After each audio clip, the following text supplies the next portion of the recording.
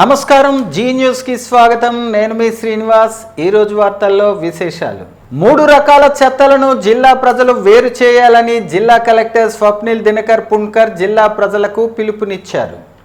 స్వర్ణాంధ్ర కార్యక్రమం కింద శుభ్రం చేసే పనిలో భాగంగా ప్రతి నెల 3వ శనివారం నిర్వహించే కార్యక్రమంలో కలెక్టర్ బంగళాలో శనివారం తడి పొడి హానికరమైన చెత్తలను ఆయన వేరు చేసి మున్సిపల్ కార్పొరేషన్ వాహనంలో వేశారు.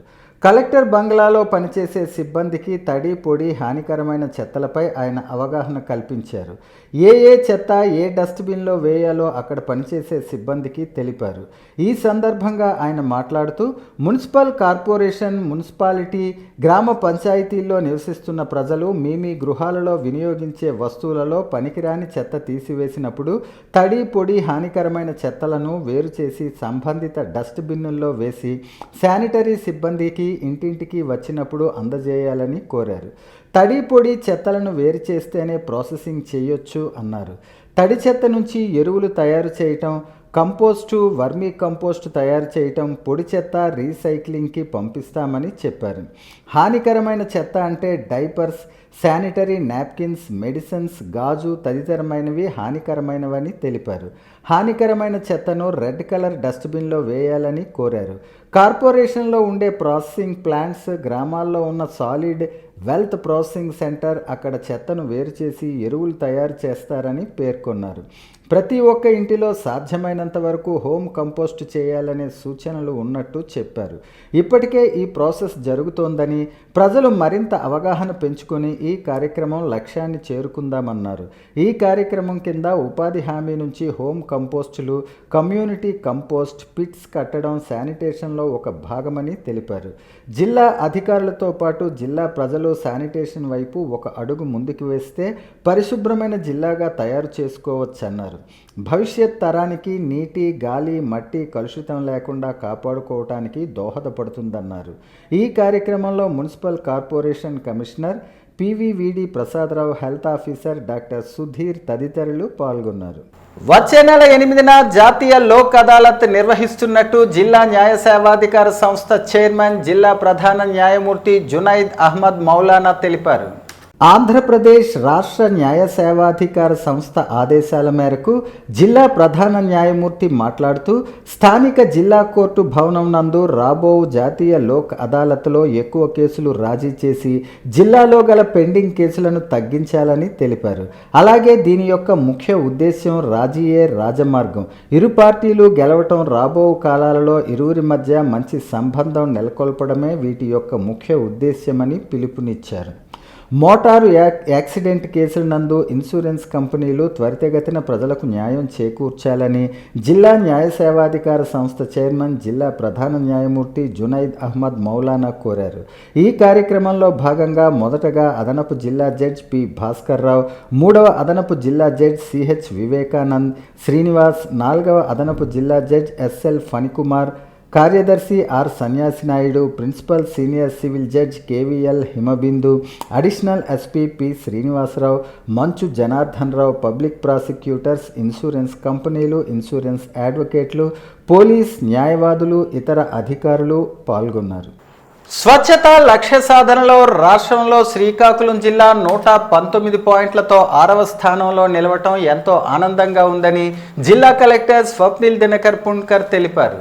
స్వర్ణాంధ్ర స్వచ్ఛాంధ్రలో భాగంగా పట్టణాభివృద్ధి, పంచాయతీరాజ్ శాఖల ఆధ్వర్యంలో రాష్ట్ర వ్యాప్తంగా చేపట్టిన కార్యక్రమాలపై శుక్రవారం కూటమి ప్రభుత్వం జిల్లాల వారీగా ప్రగతి జాబితాలను విడుదల చేసింది. స్వచ్ఛత లక్ష్య సాధనలో రాష్ట్రంలో శ్రీకాకుళం జిల్లా 119 పాయింట్లతో 6వ స్థానంలో నిలిచింది. 127 పాయింట్లతో ఎన్టీఆర్ జిల్లా మొదటి స్థానంలో, 123 పాయింట్లతో విశాఖ 2వ స్థానంలో, 81 పాయింట్లతో అల్లూరి సీతారామరాజు జిల్లా చివరి స్థానంలో నిలిచాయి. రాష్ట్రంలో టీడీపీ కూటమి ప్రభుత్వం అధికారంలోకి వచ్చాక సీఎం చంద్రబాబు నాయుడు స్వచ్ఛాంధ్ర లక్ష్యాల సాధనలో ప్రతి ఒక్కరూ భాగస్వాములు కావాలని పిలుపునిచ్చారు. లక్ష్యాలను పెట్టుకోవడంతో పాటు వాటిని ఖచ్చితంగా చేరుకునేలా ప్రణాళికలు చేయాలని సూచించారు. కేంద్ర మంత్రి కింజరాపు రామ్మోహన్ నాయుడు, రాష్ట్ర మంత్రి కింజరాపు అచ్చెన్నాయుడు ఆదేశాల మేరకు శ్రీకాకుళం జిల్లాలో గడిచిన 6 నెలల్లో స్వచ్ఛతపై జిల్లా అధికారులు ప్రత్యేక దృష్టి సారించారు. దీంతో క్షేత్రస్థాయిలో స్వచ్ఛతపై శ్రీకాకుళం అధికారులు దృష్టి పెట్టారు. దీంతో ప్రభుత్వం ఉద్యోగులు తమ కార్యాలయ పరిసర ప్రాంతాలను శుభ్రం చేయడంతో పాటు బడి గుడి పరిశ్రమలు శుభ్రం చేసే పనిలో పడ్డారు. పాఠశాలల్లో విద్యార్థులకు స్వచ్ఛత పరిశుభ్రతపై అవగాహన కార్యక్రమాలు చేపట్టారు.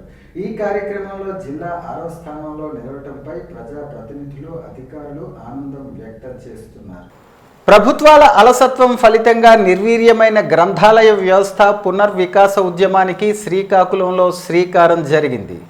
శ్రీకాకుళం ఎన్జీఓ హోంలో శనివారం ఉదయం అరసం రాష్ట్ర అధ్యక్ష వర్గ సభ్యులు నల్లి ధర్మారావు అధ్యక్షతన జరిగిన ఉద్యమ ప్రారంభోత్సవానికి అరసం జాతీయ అధ్యక్షులు, కేంద్ర సాహిత్య అకాడమీ అవార్డు గ్రహీత పెనుగొండ లక్ష్మీనారాయణ ముఖ్య అతిథిగా హాజరయ్యారు. ఆయన మాట్లాడుతూ పాలకులు దేవాలయాలపై ఉన్న శ్రద్ధ గ్రంథాలయాలపై చూపటం లేదని ఆవేదన వ్యక్తం చేశారు. రాజ్యాంగ నిర్మాత డాక్టర్ బిఆర్ అంబేద్కర్ ఏనాడో చెప్పిన సత్యాన్ని లక్ష్మీనారాయణ ఉటంకించారు. ఆలయాలు యాచకుల్ని పెంచుతాయని, గ్రంథాలయాలు మేధావుల్ని పెంచుతాయని అన్న సత్యాన్ని గుర్తు చేశారు. మేధావులు పెరిగితే ప్రభుత్వాలను ప్రశ్నించే వారి సంఖ్య ఎక్కువ అవుతుంది. కనుక ప్రభుత్వాలు గ్రంథాలయాల అభివృద్ధి పట్ల ఉద్దేశపూర్వకంగా చిన్నచూపు చూస్తున్నాయనే అనుమానం కలుగుతుందన్నారు. విద్యా సంస్థల అధినేత జామి భీమశంకర్రావు, గురజాడ అధ్యయన పీఠం అధ్యక్షురాలు పత్తి సుమతి, బూర్జ మండల ఉపాధ్యక్షులు బుడుమూరు సూర్యారావు, సిపిఐ పట్టణ కార్యదర్శి టి తిరుపతిరావు, అరసం జిల్లా కార్యదర్శి చింతాడ కృష్ణారావు, విశ్రాంత ఇంజనీర్ బిఏ మోహన్ రావు, ఇస్కఫ్ జిల్లా అధ్యక్ష ప్రధాన కార్యదర్శులు ఎంవి మల్లేశ్వరరావు, జీవి నాగభూషణ్ రావు, పాలకొండ డివిజన్ గ్రంథాలయ ఉద్యమ నాయకులు సుబ్బా, నానాజీ తదితరులు కార్యక్రమంలో పాల్గొన్నారు. ఈ ఉద్యమాన్ని బతికించడానికి ఉన్న అందరికి కూడా మంచి అభిప్రాయాలు ఉన్నాయి, ఆశయాలు ఉన్నాయి. అసలు పెనుగొండ లక్ష్మీనారాయణ గారు కేంద్ర సాహిత్య అకాడమీ అవార్డు గ్రహీత. నేను చాలా ఘనంగా సత్కరించాలనుకున్నాను. అప్పలాడి గారు, కృష్ణారావు గారు అయితే ఆయన దూరంగా ఉన్నా నేను వస్తాను, ఆయనకి అయితే మనం తగిన తొలిసారి వస్తున్నారు శ్రీకాకుళం జిల్లాకి. ఆయన భారతదేశ అభ్యుదయ సాహిత్య ఉద్యమానికి ఈరోజు ఒక దీపద మా పెనుగొండ లక్ష్మీనారాయణ గారు. ఆయన రావడం అనేది చాలా సంతోషం. అలాగే మా శరత్చంద్ర జ్యోతిశ్రీ గారు, ఆయన పేరు అంత అందంగా ఉంటుంది. ఆయన అంటే నా పేరెంట్ వేసినట్టు. అలా ఒల్లూరు శివప్రసాద్ గారు ఈరోజు గ్రంథాలయ ఉద్యమానికి, పునర్వికాస ఉద్యమానికి ఆయన పెద్ద బాధ్యత తీసుకున్నారు. థర్మల్ పవర్ ప్లాంట్ విరమించుకునేంత వరకు దశలవారీ ఉద్యమం కొనసాగుతుందని అఖిలపక్ష రాజకీయ పార్టీలు, ప్రజా సంఘాల, హక్కుల సంఘాలతో జరిగిన రౌండ్ టేబుల్ సమావేశంలో ఆదివాసీ సంక్షేమ రాష్ట్ర ఉపాధ్యక్షులు వాబయోగి అన్నారు. థర్మల్ వ్యతిరేక పోరాట కమిటీ సమన్వయకర్త వాబయోగి ఈ సమావేశానికి అధ్యక్షత వహించారు. పర్యావరణానికి, పచ్చదనానికి, ప్రకృతికి తీవ్ర నష్టం వాటిల్లే థర్మల్ పవర్ ప్లాంట్ వద్దని, థర్మల్ పవర్ ప్లాంట్కు వంశధార నీరు మళ్లించినట్లయితే శ్రీకాకుళం జిల్లా ఎడారిగా మారుతుందని, శ్రీకాకుళం జిల్లాను సస్యశ్యామలం చేయాలంటే నదుల అనుసంధానం చేయాలని, ప్రజలకు ఉపాధినిచ్చే కుటీర పరిశ్రమలు, వ్యవసాయ ఆధారిత పరిశ్రమలు నెలకొల్పాలని వక్తలు కోరారు. ప్రజల కేంద్రంగా అభివృద్ధి ఉండాలి. 10 మంది పెట్టుబడిదారులకు లబ్ధి చేకూరే విధంగా కొద్దిమంది వ్యక్తులు అభివృద్ధిని ప్రజల అభివృద్ధిగా స్థానిక ఎమ్మెల్యే రవికుమార్ కూడా చూపిస్తున్నారన్నారు. ఈ సమావేశంలో సిపిఐ పార్టీ జిల్లా కార్యదర్శి చాపర వెంకటరమణ, వంకాల మాధవరావు, కృష్ణమూర్తి, కేవి జగన్నాథం, అంబటి కృష్ణమూర్తి, చింతాడ రవికుమార్, తమ్మినేని చిరంజీవినాగ్, దానేష్, బీల ఢిల్లీరావు, చౌదరి లక్ష్మీనారాయణ, ధర్మారావు, బెలమల ప్రభాకర్, సురేష్, దొర, రవికాంత్, కృష్ణవేణి, హన్నూరావు, నాగేశ్వరరావు తదితరులు పాల్గొన్నారు.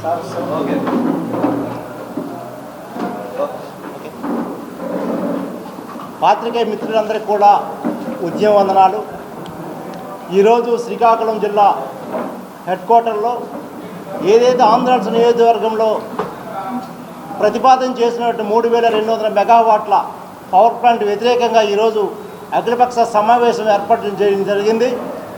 ఈరోజు ప్రతి ఒక్కరు కూడా ఏదైతే ఈ శ్రీకాకుళం జిల్లాలో గతంలో సోంపేట కాకరాపల్లిలో ఏదైతే తరిమి కొట్టారో అదేవిధంగా కూడా సరుబుజ్జిరి బూర్జా మండలాల్లో 3200 మెగావాట్లు తీసుకొచ్చినటువంటి పవర్ ప్లాంట్లను కూడా తరిమి కొట్టడానికి ఈరోజు ప్రజా సంఘాలంతా కూడా ఏకతీర్మానం చేయడం జరిగింది.